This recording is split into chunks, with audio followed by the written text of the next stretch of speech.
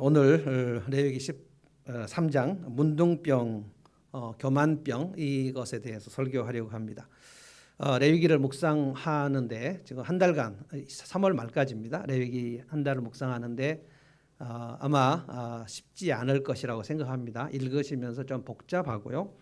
그런데 특별히 오늘 이 말씀은 해석이 좀 정교한 해석이 필요해서 잘 귀를 기울이고 들으시면 좋겠습니다. 오늘 본문에 보면 악성 피부병이라고 했고 그런데 이제 이 악성 피부병이라는 말을 예전의 개역성경, 지금은 개역성경이 개정개역입니다.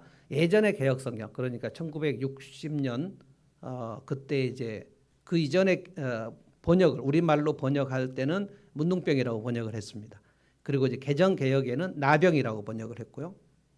그런데 이제 이게 피부병인데 오늘 본문에 보면 우리말 새 번역은 악성 피부병이다. 악성 피부병, 이게 이제 뭔가 영어 성경에는 infection, 그러니까 감염이 된다는 것이죠. 그러니까 이 병은 감염이 됩니다.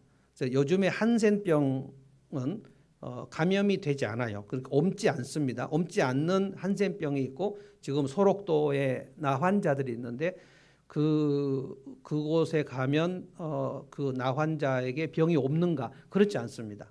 그래서 요즘에 나오는 이제 소위 문둥병이라고 일컫는 한센병하고 지금 이 레위기에 나오는 이 병은 좀 근본적으로 다른데 정확하게 이 병이 무슨 병인지는 알 수 없어요. 지금 의사들도 이것을 정확히 알 수 없고 왜 이것을 악성 피부병이라고 했는가 하면 두 가지 특성 때문에 그래요.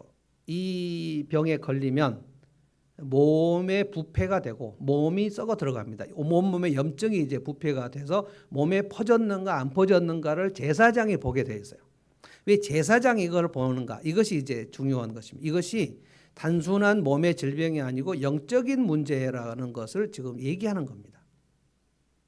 하나님 이스라엘 백성들에게 너희가 거룩한 백성이다. 너희는 내가 거룩하니 너희도 거룩하라. 거룩한 백성이다. 그런데 이스라엘 백성들이 그 가나안 땅을 거룩한 땅으로 만드는 책임을 가지고 있지만 아직도 그들은 아주 거룩하지 않아요. 그래서 늘 죄를 짓습니다. 우리도 예수를 믿으면 예수 믿고 나서 죄를 짓지 않는다. 그렇지 않죠. 예수 믿고 죄를 짓습니다. 그런데 제사는 뭡니까? 거룩함을 상실한, 죄로 인해서 거룩함을 상실한 백성이 제사로 인해서 짐승의 피를 흘려서 대속을 해요. 대신 그 죄값을 치른단 말이에요. 대속입니다. 하나님이 정하신 그 거룩함을 회복하는 방법은 대속이에요. 그래서 다시 거룩함을 회복하라는 거예요. 또 죄를 지으면 대속의 제사를 또 드리는, 이게 속죄제입니다. 그런데 이제 오늘 이 말씀은 그 이스라엘 백성들에게 악성 피부병이 감염이 됐는가? 그 특성이 뭐냐면 부패한다는 거고 그 다음에는 또 감염이 돼, 전염성이 있다는 거예요. 그래서 우리가 지금 요즘에 그 겪고 있는 코로나의 증상, 이것은 바이러스고요. 이 레위기에 나오는 것은 이제 하얀 곰팡이균. 그런데 이 하얀 곰팡이균이 하나님께서 레위기 13장, 14장에 걸쳐서 우리가 생각할 때 좀 너무 자세하고 복잡하게 이 문둥병에 대해서 얘기를 해요. 그러니까 오늘 본문에는 너희의 몸에 이 악성 피부병이 감염이 됐는지를 주의하고 살피라는 거고, 또 다음 본문에 보면은 너희의 옷에 이 곰팡이, 문둥병, 그러니까 옷에 묻은 곰팡이가 있는지, 그러니까 이 균은 같은 거예요. 몸에 스며들거나 옷에 스며들거나. 근데 또 어디까지 얘기했냐면 너희 집에 벽에 이 곰팡이가 슬었는지를 살피라는 거예요. 이것을 이제 학자들이 도대체 왜 이것을 이렇게 자세하게 얘기했는가? 이거는 부패성이 있고 전염성이 있는데 이것이 이제 그 죄의 특성과 같다는 거예요. 그래서 레위기에는 병과 죄를 같이 봅니다. 그래서 구약 시대와 복음서만 해도, 복음서에도 이제 그때 예수님 당시도 구약 시대니까요. 구약 시대의 특성에 문둥병에 걸렸다라고 했을 때 우리가 이제 구약도 문둥병이 많이 나오고요. 신약의 복음서에도 예수님이 문둥병을 고쳤다는 말씀이 많이 나오는데 문둥병에 걸렸다라고 할 때 우리는 그렇게 해석을 하면 많이 틀리지 않습니다. 이 사람이 교만한 죄를 마음속에 품은 것에 하나님께서 문둥병을 발하게 하셨다. 이렇게 해석하면 틀리지 않습니다. 이 증상이 시작이 되면 절대로 이것을 내버려 두지 말라는 거예요. 즉시 제사장에 데리고 가라. 그러니까 제사장이 그때 이 사람이 지금 정한가 부정한가 이것을 판정을 내리는 겁니다. 저는 그래서 오늘 이 문둥병을 해석을 할 때 이것을 교만한 병, 우리의 영혼의 질병의 문둥병은 교만병이다. 이렇게 저는 해석을 하고 싶어요. 이 영적인 질병이 교만병입니다. 그런데 14장에 보면 이 문둥병이 낫는 길은 뭐고 나으면 완치가 되면 또 제사장에 가서 보이게 돼 있어요. 그러니까 이 문둥병이 걸렸다 판단해서 부정하다 그러면 이제 격리를 하는데요. 한 주간 격리하고 그다음에 이 병이 퍼졌는가를 봐요. 퍼졌으면 문둥병이고 퍼지지 않았으면 단순한 비후병이다. 그러니까 전염이 됐는가를 보는 겁니다. 이것이 이제 교만병하고 비슷한 것입니다. 한 주간 격리해서 보고 그다음에 제사장이 그다음 한 주 또 보고 그래서 2주간을 격리시키고 본 다음에 계속해서 퍼지면 이게 격리를 계속합니다. 그런데 격리를 했는데 이 문둥병이 더 퍼지지 않았다. 완치가 될 수가 있어요. 그러니까 일시적으로 한 주간 격리할 수도 있고 2주 격리할 수도 있고 좀 이따 말씀드리겠지만 죽을 때까지 격리되는 사람들도 있습니다. 완치가 안 되면 격리가 풀리지 않습니다. 왜 그런가? 교만한 그 질병을 그 사람이 하나님 앞에 교만한 마음을 꺾고 겸손한 상태로 들어가는가? 겸손한 상태로 들어가면 하나님께서 그 문둥병이 퍼지지 않고 아물게 하시고요. 이 교만한 마음을 꺾지 않고 계속 가지고 있으면 그 문둥병이 계속 전신에 퍼져 온 몸이 다 썩어 들어가는 병이 되고 그래서 격리를 시키는 건 뭡니까? 다른 이웃들에게 이 문둥병이 옮아버리지 않아야 된다는 거예요. 그래서 격리를 시킵니다. 하나님 이스라엘 백성들에게 너희가 특별히 교만한 죄가 너희 속에 발병이 되는가 안 되는가를 정말 주의해서 살피라고 했습니다. 이것이 한번 퍼지면 온 공동체에 퍼지게 된다는 거예요. 교만한 병이 온 공동체에 퍼지면 그 공동체는 하나님 앞에서 다 그 부패의 덩어리가 되어버려요. 사도 바울이 고린도 교회를 볼 때 고린도 교회는 아주 교만한 교회였다 그래서 너희가 하나님 앞에 교만하다. 너희 중에 아비의 첩을 범한 형제가 있는데 그러니까 성범죄인데 그 아버지의 첩을 성적으로 건드린 그 형제가 그 공동체 안에 있는데 너희가 그 사람에 대해서 아무 일도 행하지 않았다는 거예요. 그것을 이스라엘 그 고린도 교회 전체가 교만해졌다라고 얘기합니다. 그런 영혼의 질병이 생긴 거고 그 교회 전체가 교만해져 버리면 그 교회를 하나님의 그 거룩함에서 격리시킵니다. 그래서 교회가 전체적으로 썩어버리는 경우가 교회 역사에 굉장히 많습니다. 교회가 썩어버리는데 문제는 뭐냐면 당사자들이 이것을 깨닫지 못해요. 이 문둥병의 특징은 통증을 느끼지 못합니다. 그래서 본인이 자각을 할 수 없어요. 그래서 어떻게 하라고 그랬냐면 1절과 2절을 한번 제가 읽어보겠습니다. 이 약성 피부병의 특성이 뭐냐면 주님께서 모세와 아론에게 말씀하셨다. 누구든지 살갗에 부스럼이나 뾰루지나 얼룩이 생겨서 자 이것이 그냥 피부병인지 악성 피부병인지 아직 알 수 없어요. 생기면 증상이 생기면 사람들은 그를 제사장 아론에게 그의 아들 가운데 어느 제사장에 데려가야 한다 그랬어요. 본인이 깨닫는 게 아닙니다.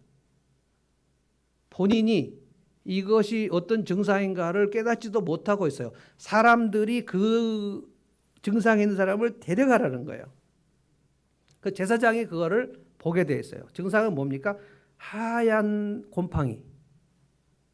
자, 곰팡이가 이제 두 종류가 있잖아요. 검맣게 되는 곰팡이가 있고 하얗게 되는 곰팡이가 있는데 우리 몇 년 전인가 아주 오래 전인 것 같던데요. MBC 아나운서들이 그 하얀 밥 2공기를 놓고 실험한 적이 있어요. 이쪽에는 뭐 착하다, 밥한테 예쁘다 막 이렇게 얘기하고, 이쪽에는 너 못생겼어, 미워 이렇게 얘기했는데, 이쪽에는 하얀 곰팡이가 생기고 이쪽에는 검정 곰팡이가 생긴 그거를 보면서 밥알도 말에 영향을 받는다, 이런 실험을 한 적이 있거든요.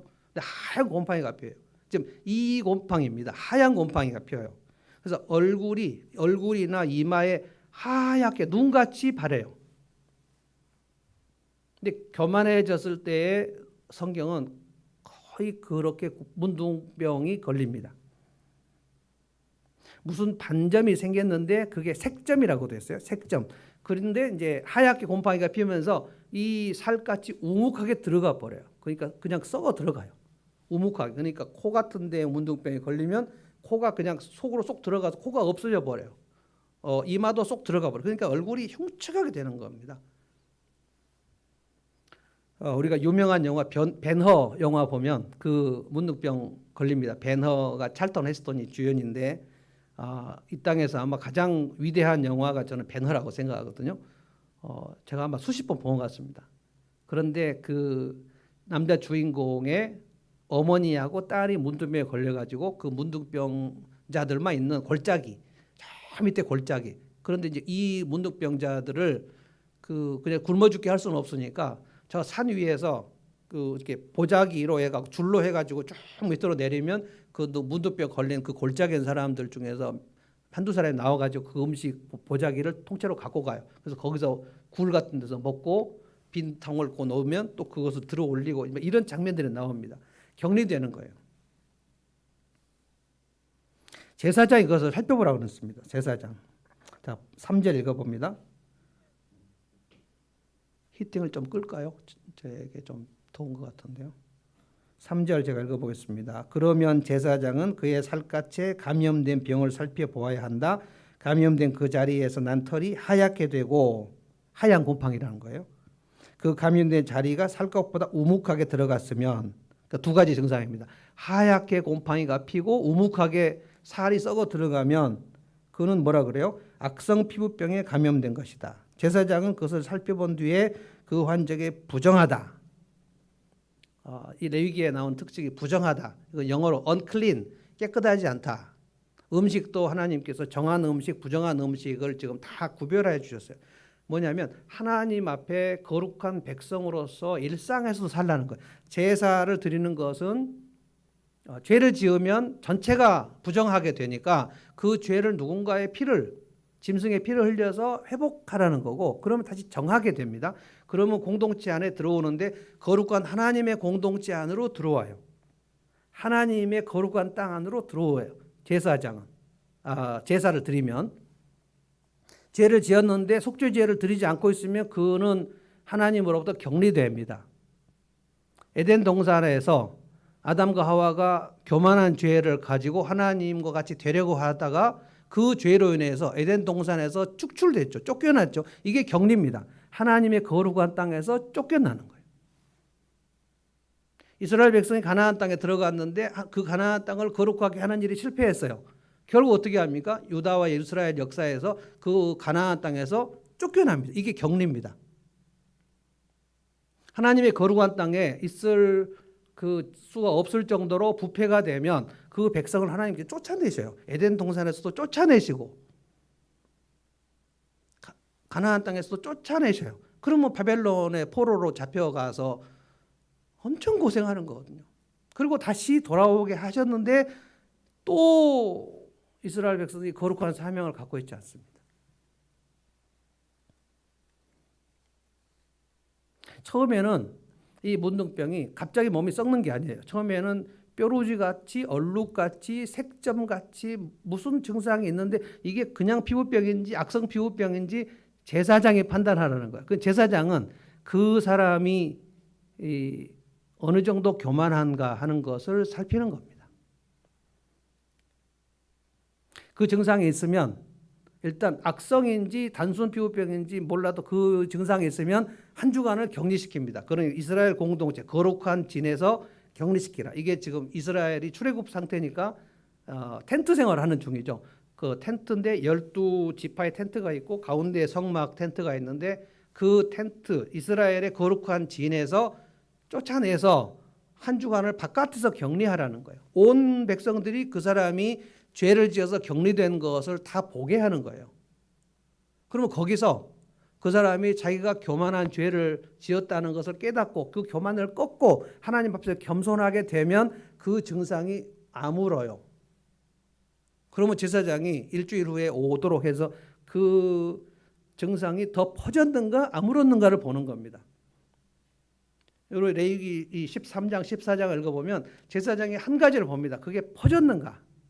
그냥 감염 속도가 계속해서 확산이 되니까 그 몸속으로 퍼지면 썩는 거고요. 그 몸이 썩고 가만 놔두면 격리 안 하면은 그 이웃 사람들에게도 그 교만의 죄가 넘어가서 다 같이 감염된다는 거예요. 그러니까 격리를 시키는 거거든요.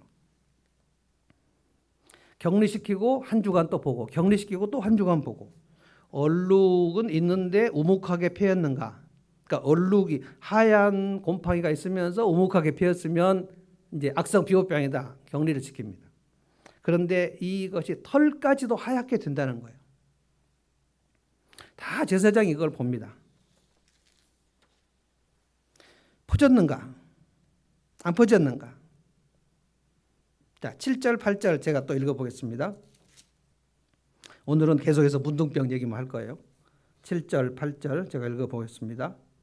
그러나 제사장에게 보여서 제사장으로부터 정하다는 선언을 받은 뒤에라도 그 뾰루지가 살갗에 퍼지면 정하다는 선언을 받은 이후에도 또 퍼지기 시작할 수 있다는 거예요. 그는 다시 제사장이 그걸 보여야 됩니다. 그러면 제사장이 그걸 또 살펴보고 8절 그 뾰루지가 살갗에 퍼졌으면 그러면 이건 악성 문둥병이다. 그러니까 한 주간 격리를 했는데 그가 회개를 하고 겸손하게 되었는데 그것이 아물어 가지고 제사장이 정하다. 너는 이제 교만한 죄를 회개했다라고 판단을 하고 정하다고 해서 공동체가 들어왔는데 그 이후에 또다시 그 사람이 교만하게 되면 다시 발령을 한다는 겁니다. 이것을 계속 살피라는 거예요. 내가 문둥병에 걸렸는가 걸리지 않았는가를 내가 잘 자각을 할 수 없어요. 그래서 주변 우리로 말하면 목장 식구들이나 교회 전체가 이 사람이 지금 어떠한 증상이 있는가를 계속 관찰을 하고 그 관찰을 해서 그 사람이 만약에 교만한 증상이 생기면 대제사장에서 예수님께 데려가야 되는 거예요. 2주간 그것을 살펴봅니다. 이 교만의 질병이 저는 어떻게 나온다고 보냐면 제 목회 경험이나 제 신앙생활의 경험에 우리의 영혼의 교만의 증상이 생기면 이 교만의 증상, 영혼의 문둥병이 생기면 딱 두 가지 증상이 나옵니다. 하나는 짜증, 하나는 실증. 짜증, 신경질. 어떤 일만 있으면 화가 나고 그래서 내 속이 막 끓고 그래서 다른 사람이 보기 싫고 그래서 짜증이 나. 주변 사람들의 짜증을 내거나 이건 사람들에게 짜증을 내는 거거든요. 또 하나는 실증입니다. 모든 일이 다 귀찮고 하기 싫고 게을러지고 특별히 영적 활동이 싫어지는 증상. 예배가 싫어지거나 기도하기가 싫어지거나 성경을 펴는 게 싫어지거나 내 일상생활에서 이제 그 하얀 곰팡이 기운이 내 영혼 속으로 깊이 들어가면 들어갈수록 그 사람은 이제 싫은 정도를 떠나서 무기력증에 들어갑니다. 모든 게 싫은데 이제 몸을 움직이기가 싫을 정도, 내 정신을 움직이기 싫을 정도로 무기력증에 들어가요. 자, 그건 어디서 비롯됐는가? 그 영혼이 신선하게 보관되는 상태를 방치했다는 거예요. 어떤 음식이나 물건을 신선하게 방치하려면 냉장 상태로 들어가지 않습니까? 좀 더 오랫동안 보관하려면 냉동 상태로 들어가죠. 그럼 반드시 장치가 있어야 돼요. 그 장치를 하지 않고 놔두면 전 여러 번 여러분에게 얘기했는데 냉장고 안에서도 음식이 썩는 것을 저는 발견했어요. 제 3층 목양실에 냉장고가 있는데 가끔 제가 거기서 이제 집에 가기 힘든 시간이 되거나 바쁘면 제가 거기서 그냥 대충 그 음식을 먹으면서 이제 점심을 처리하는 경우가 있어요. 그런데 그걸 먹고 놔뒀는데 달걀이나 우유나 이런 것들도 냉장고 안에서 썩더라고요. 신선한 장치를 오랫동안 그 아주 공들여서 하지 않으면 그 온도를 아주 신선하게 해놓고 있지 않으면 냉장고 안에서도 썩더라는 거예요. 이 영혼이 신선하게 되는 장치는 감사와 열정입니다.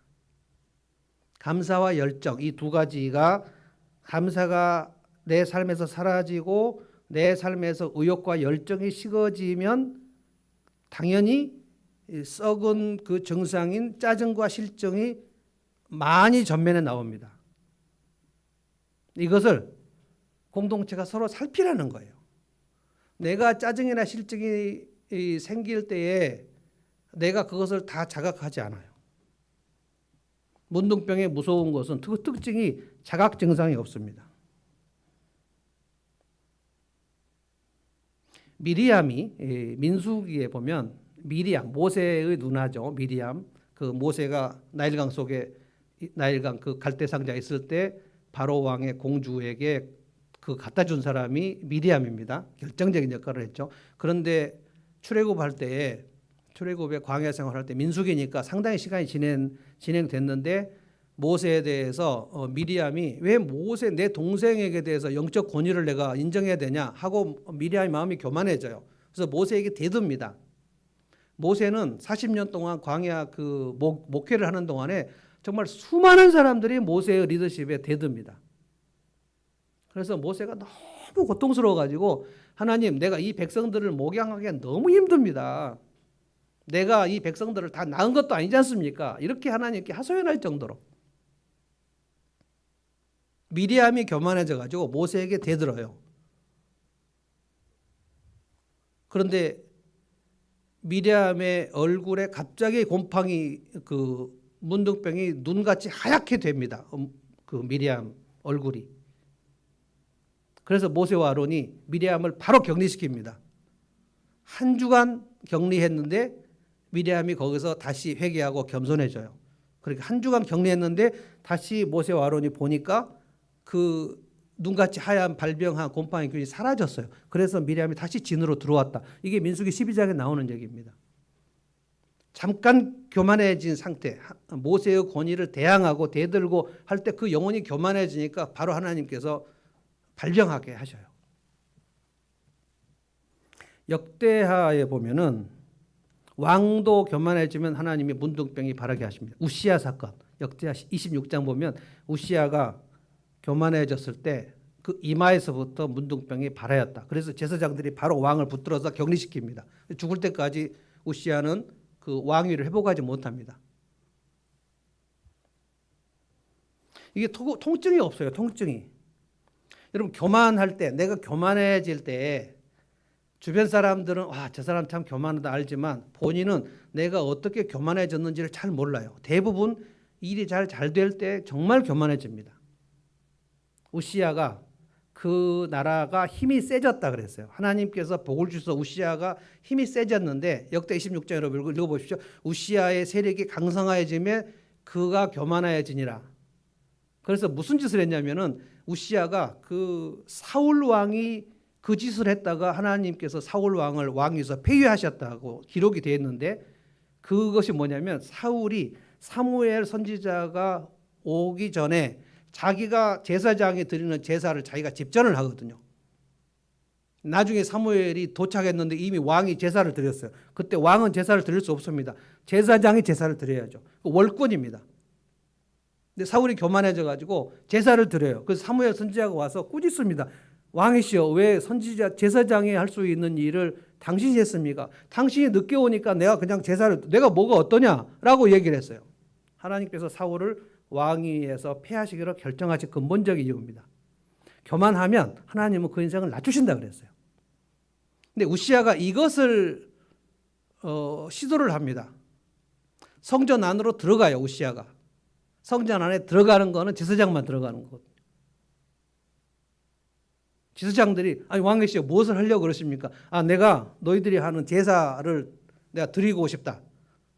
그래서 제사장이 드리는 그 향로 분향하는 일을 왕이 하겠다는 거예요. 제사장들이 말립니다. 왕이시여 이것은 하나님이 금하신 일인데 제사장이 해야 되는 일인데 필요 없다 하고 우시아가 화를 내요. 짜증을 냅니다. 왜 나한테 못한다고 하냐? 내가 하는 게 뭐가 문제냐? 그때 우시아의 이마에서부터 눈같이 문둥병이 막 바라는 거예요. 그러니까 제사장들이 딱 잡아가지고 바로 우시아 왕을 격리를 시킵니다. 여러분 이것을 참 생각해 보면 하나님께서 우리의 인생에서 교만해지는 것이 얼마나 부패성과 전념성이 강한지를 지금 말씀하시는 거예요. 하와의 마음에 마귀가 와서 교만한 마음을 심거든요. 네가 이 선악과를 따먹으면 네가 하나님처럼 될 수 있다. 그 선악과를 하와가 따먹을 때 하나님같이 되겠다는 생각으로 따먹은 겁니다. 그것은 에덴 동산을 내가 접수하겠다는 거예요. 하나님을 제끼고 내가 에덴 동산을 내가 접수하고 내가 이 에덴 동산의 왕이 되겠다는 거예요. 그러고 아담을 불러 자기 남편 불러서 먹으라 우리가 왕이 되자는 거예요. 에덴 동산에서. 이게 교만의 죄인데 타락은 그러니까 타락의 핵심은 교만입니다. 교만해지니까 마음이 교만해지니까 그 선악과를 볼 때 정말로 탐스럽게 보였다 그래요. 그래서 탐욕이 생기죠. 탐욕은 교만의 결과로 오는 겁니다. 탐욕은 뭡니까? 남의 것인데 내 것으로 하고 싶은 생각이죠. 남의 생명을 해하려고 하거나 남의 것인데 내가 그 생명을 해하는 게 살인이죠. 남의 재산인데 내 것으로 하려고 하는 게 도둑입니다. 도둑질이죠. 근데 남의 재산인데 강제로 빼앗으면 그게 강도질입니다. 남의 아내인데 내가 가서 접촉을 하면 그것이 간음이죠. 그래서 살인하지 말라, 간음하지 말라, 도적질하지 말라, 탐심을 갖지 말라. 이게 전부 다 교만의 죄예요. 이 땅에 이 교만의 죄는 우리 속에 뿌리 깊숙하게 있습니다. 그런데 교만해지면 내가 교만해질 때 내가 이것을 자각을 하는 게 아니라는 말이에요. 그게 가장 치명적입니다. 내가 얼마나 교만한지를 교만한 사람은 절대로 모릅니다. 그런데 두 가지 증상이 나온다는 거예요. 여러분이 오늘 이 말씀을 제가 해석을 하는 걸 잘 귀담아 들으십시오. 아, 내가 지금 얼마나 교만한가를 측정할 수 있어요. 두 가지입니다. 내 입에서 요즘에 짜증이 많이 나왔는가? 그것은 곰팡이 증상입니다. 영혼의 곰팡이 증상이에요. 짜증이 나오거나 아니면 실증이 나오거나 하기 싫어. 하기 싫다. 귀차니즘이죠. 이 두 가지 증상이 동시에 나오는 거예요. 그러면 우리의 몸에 하얀 곰팡이가 있으면서 우묵하게 들어가는 증상이 두 개가 나오는 겁니다. 그 사람은 지금 영혼에 이미 곰팡이가 생겼고 문둥병이 생긴 겁니다. 이것을 살피라는 겁니다. 우리 열왕기하에 보면은 그 시리아 장군 나아만 얘기가 나오죠. 나아만 장군이 온몸에 문둥병에 바랍니다. 시리아는 아람이고요. 아람은 이스라엘이 아니에요. 이스라엘 위쪽에 있는 나라인데 시리아 장군 아람이 그때는 시리아가 이스라엘을 침략할 때 엄청 큰 나라예요. 다메섹, 시리아, 아람 여기서 침략을 너무 많이 받습니다. 그래서 이스라엘을 침략을 해가지고 이스라엘에 있는 사람들을 그 포로로 잡아가고 막 그렇게 하던 그 군대 장관입니다. 나아만이. 근데 나아만이 문둥병에 발병을 해요. 그러니까 이렇게 생각한 것 같아요. 우리 시리아를 이만큼 키운 사람이 나 아니고 누구겠냐? 이게 교만이죠. 내가 아니면 누가 이 시리아 왕이 있어요. 근데 왕을 생각할 때 내가 이 나라를 지금 부강하게 군사적으로 다 침략해서 전리품을 가져오지 않으면 당신이 뭐 다스리긴 하겠어? 옛날에 장군들이 그렇게 왕을 이제 무시하게 되는 경우가 있죠. 근데 온몸에 문둥병이 들었습니다. 감당을 할 수가 없는 상태에 들었는데 그 전에 이 시리아 군대가 이스라엘을 쳐들어가서 포로들을 사로잡아 올 때 거기에 이제 여자 소녀를 사로잡아 왔는데 그래서 나만의 집에서 식모살이 하고 있는 여자 계집종 그 계집종이 엘리사 선지자 얘기를 합니다. 우리 이스라엘에 가면 엘리사 선지 하나님의 사람이 있는데 혹시 거기 가면 장군님이 나을 수도 있을 것 같다 하고 그 시리아 나아만 장군 부인에게 얘기를 해요. 그 부인이 이 여종의 얘기를 듣고 솔깃해서 남편한테 얘기합니다. 당신 저기 이스라엘에 가면 그 선지자가 있다는데 그 선지자에 가면 혹시 고칠 수 있을지 모르겠다. 저는 이 그 여자 소녀, 이 여종이 굉장히 목숨을 건 모험을 했다고 봅니다. 만약에 자기 말 듣고 그 나만 장군이 그 시리아의 권력 서역 2위인 그 엄청난 장군이 이 계집종의 말을 듣고 이스라엘에 갔는데 문둥병이 안 나오면 그 계집종은 목숨 날아가는 겁니다. 근데 이 나만이 뭐 꿈쩍도 하지 않죠. 이 시리아가 큰 나라고 저 이스라엘은 우리의 다스림을 받는 식민지 같은 지금 나라인데 우리가 그런 나라에 가서 무슨 도움이 된다고 안 가라고 얘기를 해요. 근데 계속해서 이 아내가 얘기를 합니다. 한 번만 가서 그 선지자를 만나보면 좋겠다. 그래서 할 수 없이 이 교만한 나아만이 할 수 없이 아내 때문에 그래 한번 가지 뭐. 그래 이제 갑니다. 엄청난 번쩍거리는 병거를 몰고 군사들을 몰고 가요. 그래서 왕한테 갑니다. 이스라엘 왕에게 가서 갑질을 합니다. 거드름을 피우면서 이스라엘에 선지자가 있다는데 나의 눈병을 나을 수가 있다고 하는데 방법이 있겠느냐라고 물어보면 이스라엘 왕이 막 부들부들 떨면서 얘기합니다. 이거는 재앙이다. 어떻게 우리가 문둥병을 낫게 할 수 있냐. 근데 어떤 사람이 얘기를 합니다. 왕이시죠. 저 남한 장군 저기 그 엘리사 선지자에게 한번 가보게 하면 어떻습니까? 그 왕이 믿음이 없어가지고 부들부들 떱니다. 엘리사 선지자한테 한번 가라 그래라. 그래서 엘리사 선지자의 집에 이 시리아 장군 나아만 장군의 그 번쩍거리는 행렬이 갔는데 이 엘리사가 시리아 장군이 왔다고 하니까 나와보지도 않고 그 종을 시켜서 그 요단강에 가서 7번 씻으라 그래라. 나아만이 막 화가 머리끝까지 나가지고 우리 시리아에 이런 요단강 같은 이런 강이 없어가지고 내가 거기 가서 몸을 씻겠느냐 하고 막 씩씩거리면서 돌아가려고 그래요. 엘리사 선지자가 이 나아만의 교만을 꺾으려는 겁니다. 나와보지도 않았어요. 잘못하면 죽습니다. 지금 엘리사가. 막 씩씩거리고 나아만이 돌아가려고 할 때 이 부하 장수들이 나아만에게 또 간청을 합니다. 장군님 여기까지 왔는데 한번 거기 들어가 보시면 안 됩니까? 나아만이 생각합니다. 진짜 자존심이 엄청 상하는 거예요. 그 얘기가 성경에 나와요. 아니 내가 왔는데 저 이스라엘의 선지자라는 놈이 나와서 무슨 일이 이렇다고 저렇다고 얘기를 할 것이지 나와보지도 않고 내가 지금 자존심이 엄청 상한다 지금. 난 돌아가겠다. 근데 막 장수들이 막 장군님 한 번만 거기 들어가 보시면 안 됩니까? 한 번만 마음을 좀 이렇게 푸시고 들어가 보십시오. 막 얘기하니까 그래 한번 하지.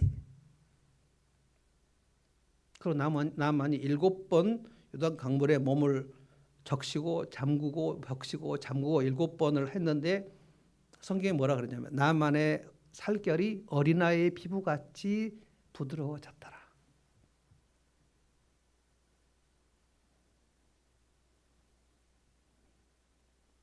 겸손해진 거예요.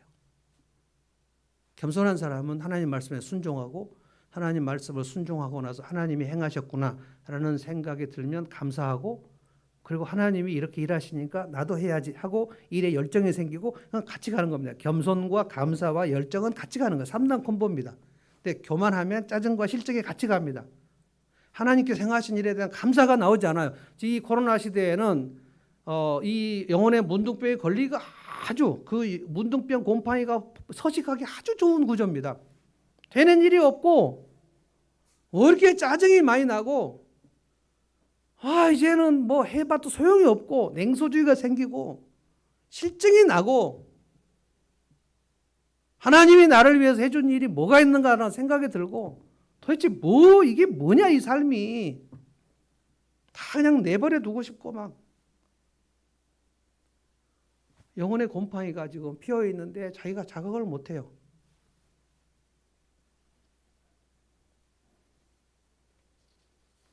신경질이 나고 귀찮아지고 두 가지입니다. 짜증과 실증이 여러분이 내가 언제 짜증과 실증이 제일 많이 났는가를 생각해 보십시오.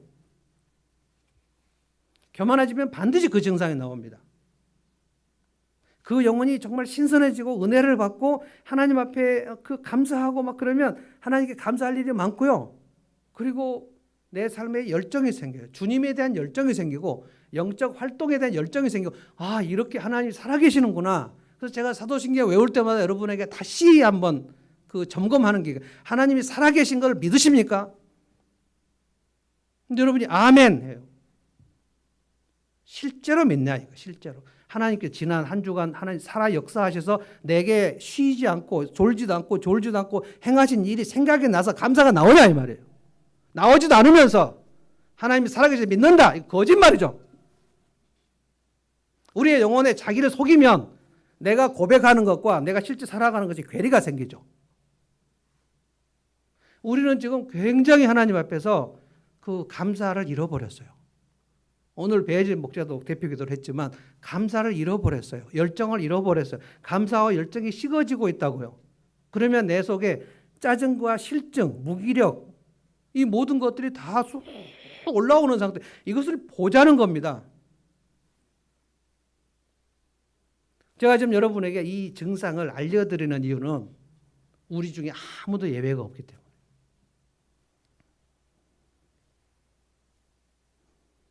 문둥병 진단을 딱 받으면 그 사람 할 일이 있습니다. 여러분 성경 13장 45절로 한번 가보시기 바랍니다. 13장 45절. 아마 오늘 PPT는 준비가 안 됐을 거예요. 45절 읽습니다. 악성 피부병에 걸린 사람은 입은 옷을 찢고 머리를 풀어야 한다. 또한 그는 자기 코 및 수염을 가리고 부정하다 하고 외쳐야 한다. 병에 걸려있는 한 부정한 상태에 머물러 있게 되므로 그는 부정하다. 그는 진 밖에서 혼자 따로 살아야 한다. 이게 격리입니다. 그러니까 제사장이 살펴보고 너는 부정하다, 악성 피부병이다, 문둥병이다 라는 진단을 받으면 그는 바로 옷을 찢으라는 거예요. 다른 의미가 아닙니다. 옷을 찢는다는 것은 절망이라는 뜻입니다. 그리고 머리를 풀어 헤치라는 거예요. 그리고 입을 가리면서 부정합니다 라고 선포하라는 거예요. 그러니까 나한테 오지 마십시오. 내가 지금 감염시킬 수 있으니까. 옷을 찢는 행위는 뭡니까? 절망이에요. 뭐예요? 길이 막혔다는 거예요. 나는 하나님께 가는 길이 막혔다. 막다른 골목이라는 거예요. 옷을 찢으라는 거예요. 너는 지금 끝났다는 거예요. 인생이. 하나님께 나가는 길이 막혔어요. 하나님께 나갈 수 없으니까 격리를 되는 거예요. 그래서 이스라엘 공동체에서 격리를 시키는 거예요. 곧바로 격리를 시킵니다. 격리된 이후에 일주일 후에 제사장이 또 봅니다. 점점 퍼졌다. 그럼 이 사람은 교만을 회개하지 않은 거예요. 그러면 또 격리합니다. 2주 동안 격리했는데 계속해서 온몸에 퍼진다. 그럼 온몸이 이제 만신창이가 돼요. 온몸이 막 움푹움푹 들어가고 막 썩어 들어가요. 그런데 이 사람이 회개를 하지 않아요. 그러면 평생 격리 상태에 들어가는 겁니다. 이게 우시아예요. 그럼 제가 지금 나아만도 얘기하고 우시아도 얘기했습니다. 두 사람은 아주 대조적이에요. 나아만은 이방인입니다. 시리아 사람이에요. 우시아는 유다 왕입니다. 하나님 백성이에요. 그런데 나아만은 교만했다가 그 교만한 마음을 꺾고 요단강에 들어가서 순종하면서 자기 일을 하나님 앞에서 겸손하게 해요. 그 어린아이 살결같이 부드러워진 다음에 엘리사에게 와서 아주 절을 하면서 얘기합니다. 내가 하나님의 백성이 되었습니다. 그런데 내가 시리아로 가는데 나는 하나님 백성으로 살고 싶은데 시리아로 갈 때 내가 이스라엘의 흙을 좀 가지고 가겠습니다.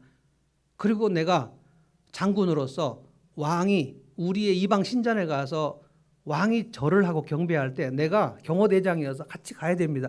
이것을 어떻게 해야 될지 모르겠는데 이것을 좀 용서해 주시기를 바란다.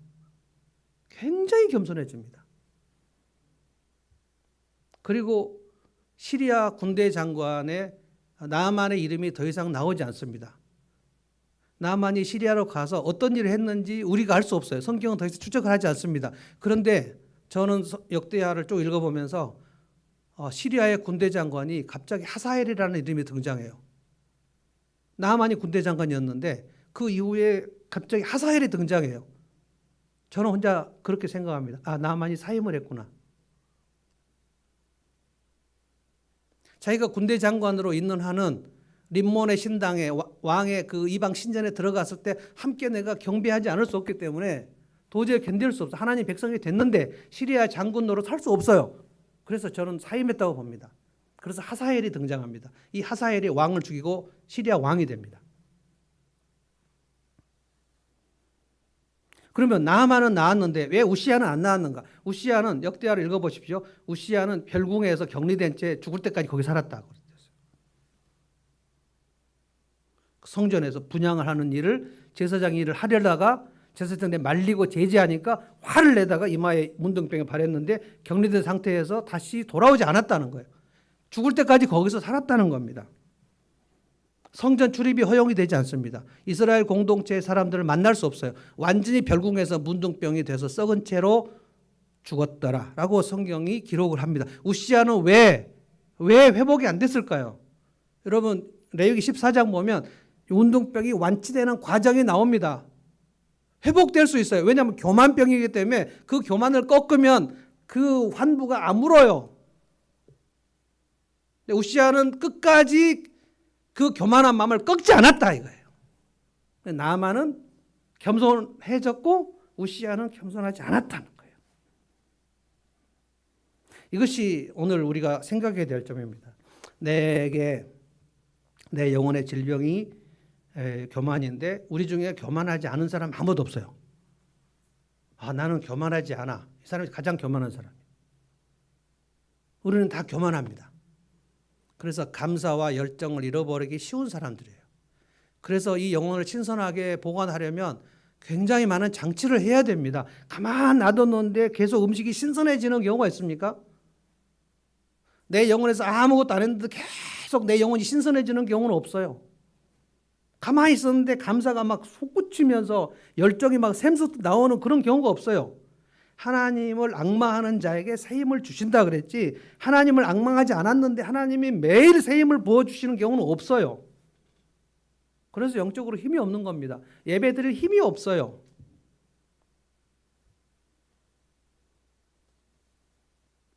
이스라엘 백성들이 출애굽 광야에서 그렇게 모세에게 대항을 한 이유는 그때 고라자손이 때문에 고라자손.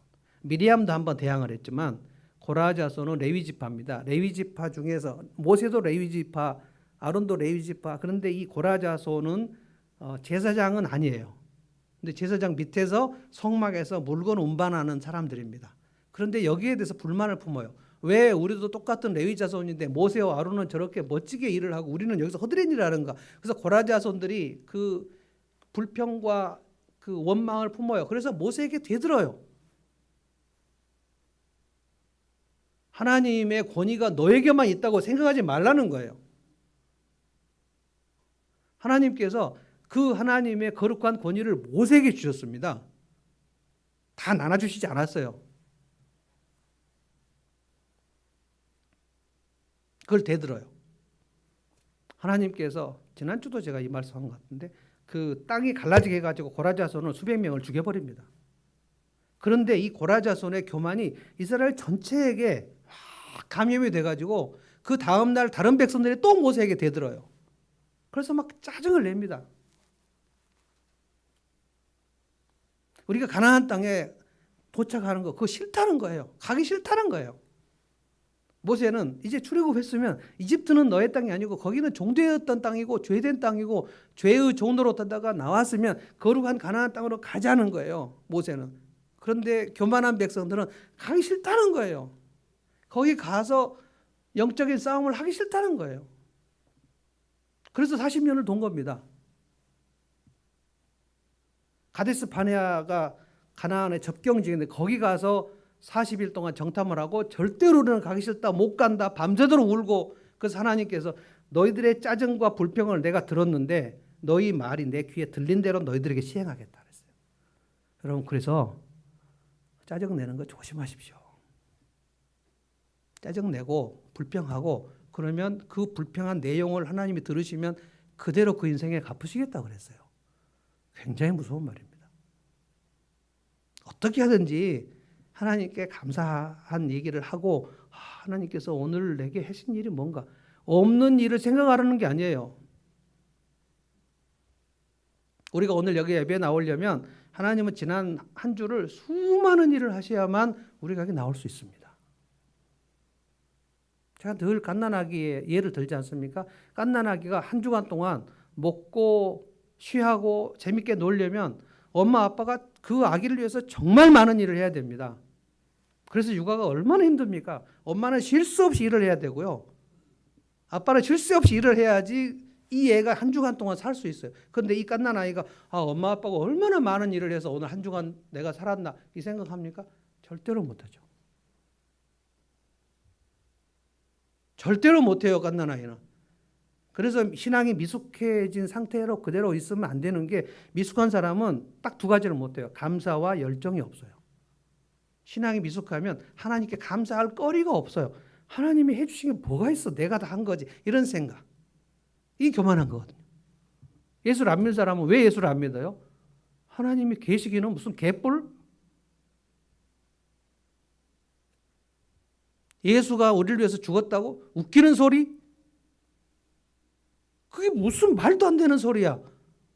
내가 세상에 태어나서 내 힘으로 사는 거지. 이게 교만 아닙니까? 하나님이 계신데 하나님을 인정하지 않아요. 우리가 자식인데 아버지를 인정하지 않아. 네가 내 아버지야? 개뿔? 이게 얼마나 교만한 겁니까? 근데 우리는 하나님 앞에서 얼마나 많이 교만한지 몰라요. 그 증상이 두 가지로 나온다는 것을 생각하시라는 거예요. 교만한 마음을 버린 사람은 이방 사람 나아만이었고요. 교만한 사람을 끝까지 버리지 않은 사람은 유다 왕 우시아였어요. 하나님은 이방인인가 유대인인가를 가리지 않습니다. 내가 지금 목사인가 그냥 성도인가 하나님 가리지 않습니다. 내가 예수 믿은 지 몇 년 됐는가 이거 가리지 않습니다. 너 모태신앙이냐 몇 살 때 믿었냐 이런 거 묻지 않습니다. 지금 현재 네 영혼의 상태가 어떠냐? 신선하냐? 신선하면 두 가지가 나온다니까요. 하나님께 감사할 거리가 계속 나오고 진짜 감사하다. 감사해. 하나님이 행하셨구나. 그리고 내가 예배를 드릴 때 찬양을 드릴 때 열정이 나와요. 패션. 하나님에 대한 열정. 예배를 드리고 싶어요. 막 영적인 욕구가 막 생겨요. 성경을 막 읽고 싶어요. 잘 모르겠어요. 읽는데 모르겠어요. 그러면 목자에게 질문하면 돼요. 이거 잘 모르겠는데. 그럼 목자가 진짜 대결합니다. 혹시 목자가 모르면 저한테 질문하십시오. 저는 성경 읽다가 모르는 거 질문하시는 성도님이 가장 예뻐요. 이제 영적인 욕구가 생겼구나.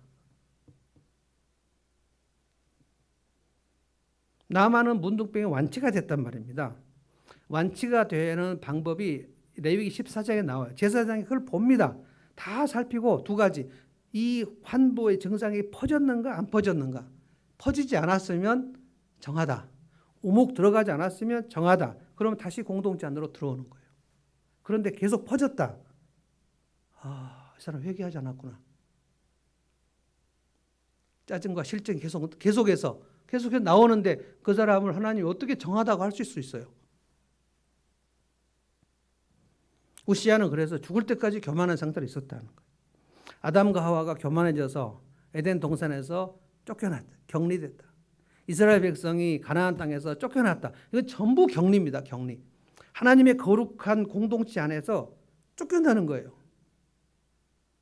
그러면 그 하나님의 삼위일체 공동체 안에 영적인 양분과 수분을 받지 않은 상태. 이것을 요한복음에서는 가지가 나무에서 붙어있지 않고 떨어졌다는 거예요. 가지가 있는데 가지가 그 나무에서 꺾여가지고 그 뿌리로부터 나오는 수분과 양분이 오지 않아요. 여러분 그 가지는 그 나무에서 양분을 쭉쭉 빨아들입니다. 삼투압이죠, 삼투압. 그러니까 그 가지로 뿌리로부터 오는 양분과 수분이 쭉 올라가서 계속 공급이 되어야 이 가지에 열매가 생기죠. 그가 나무에 붙어 있지 않고 뚝 떨어져 나갔는데 계속해서 열매가 있을 수 있습니까?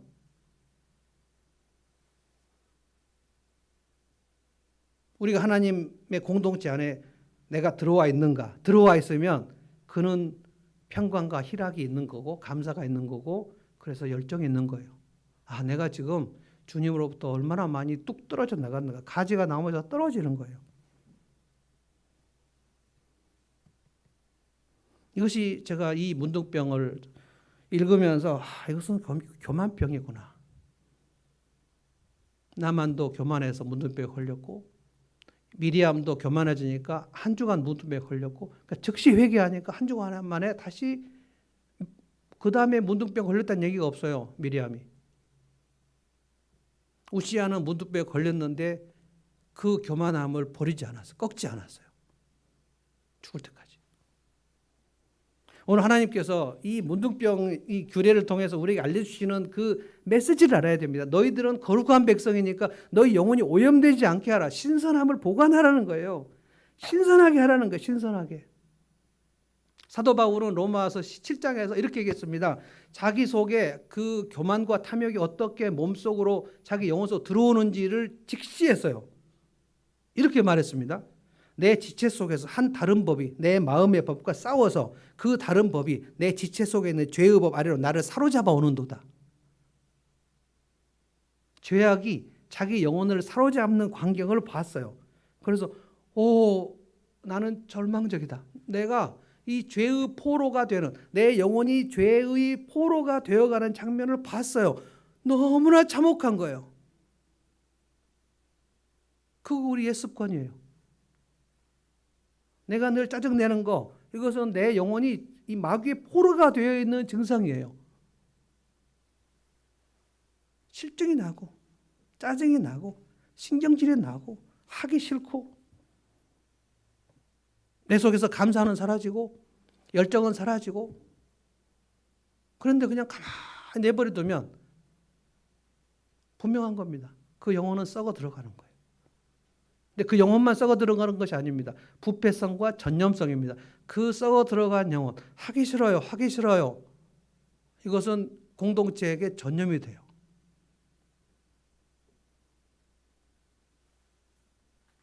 그래서 여러분 그 상공부를 하거나 목장 모임을 하거나 꼭 이런 사람이 있어요.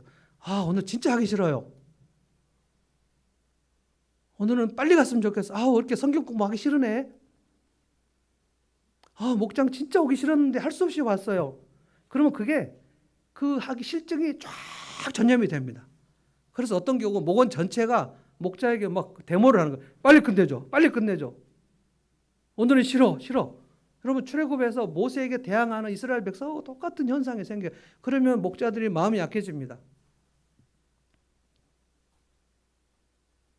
내가 공동체를 감염시키는 일을 혹시 하고 있지 않은지를 점검하시라는 거예요.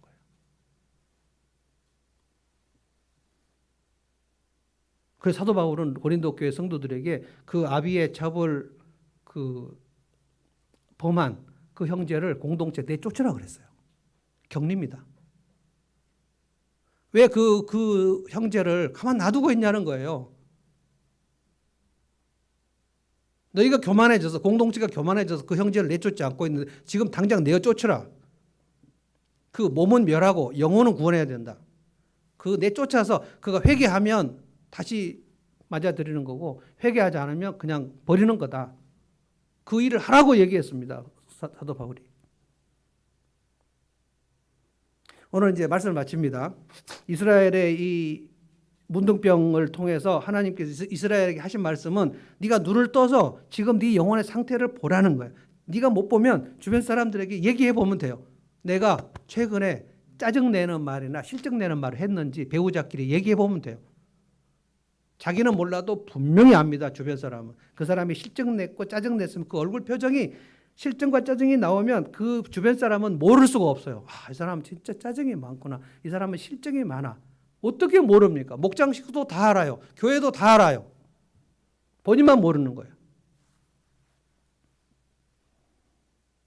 나의 교만한 증상이 어떻게 공동체에 전염되어 있는지를 알아야 됩니다.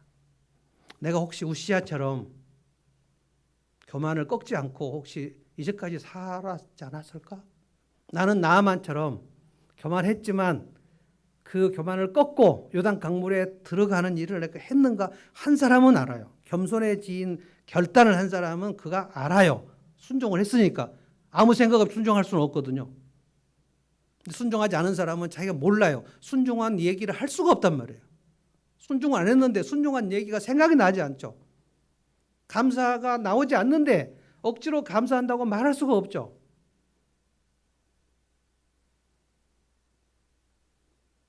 주님은 우리의 대제사장입니다.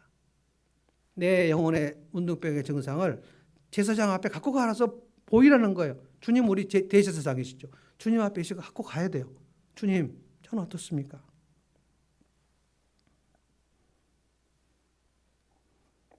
이 시간 한 1, 2분 정도 우리가 내 영혼 속을 좀 진단해 보면 좋겠어요.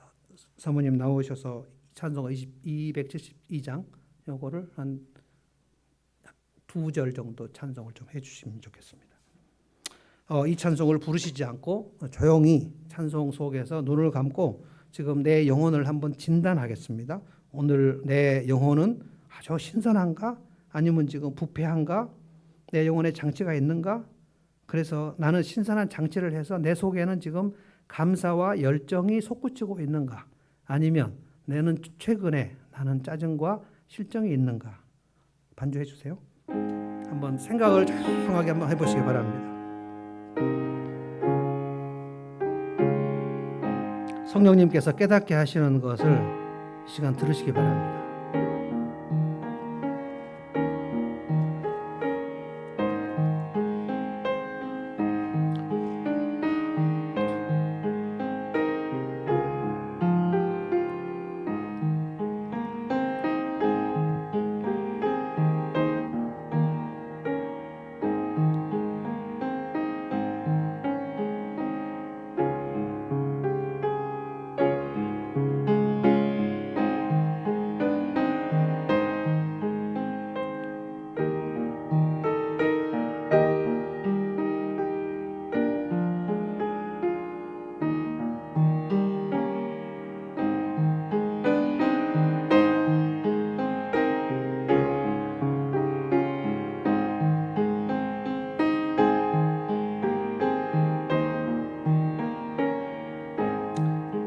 이 시간에 우리 이 찬송 한번 하겠습니다.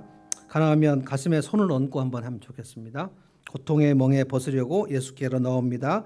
낭패와 실망 당한 뒤에 예수께로 나옵니다.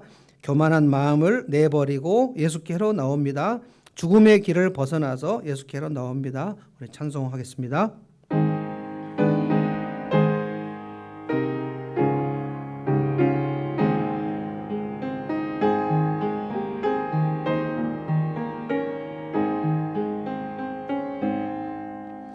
고통의 멍에 벗으려고 예수께로 나갑니다.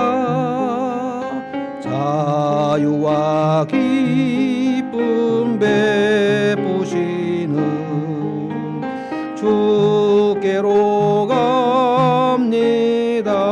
낭패와 실망 당한 뒤에 낭패와 실망 당한 뒤에 예수께로 나갑니다. 십자가 은혜 받으려고 주께로 갑니다. 교만한 마음을 내버리고 교만한 마음을 내버리고 예수께로 나갑니다. 복 되신 말씀 따르려고 주께로 갑니다. 죽음의 길을 벗어나서 죽음의 길을 벗어나서 예수께로 나갑니다. 영원한 집을 바라보고 주께로 갑니다.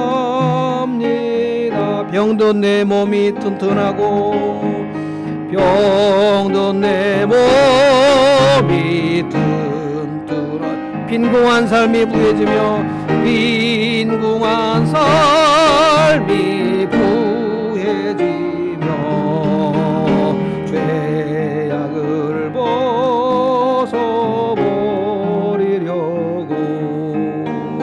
주께로 갑니다. 멸망의 보구 헤어나와 멸망의 보구 헤어나와 평화의 나라 다다라서 영광의 주를 배우려고 주께로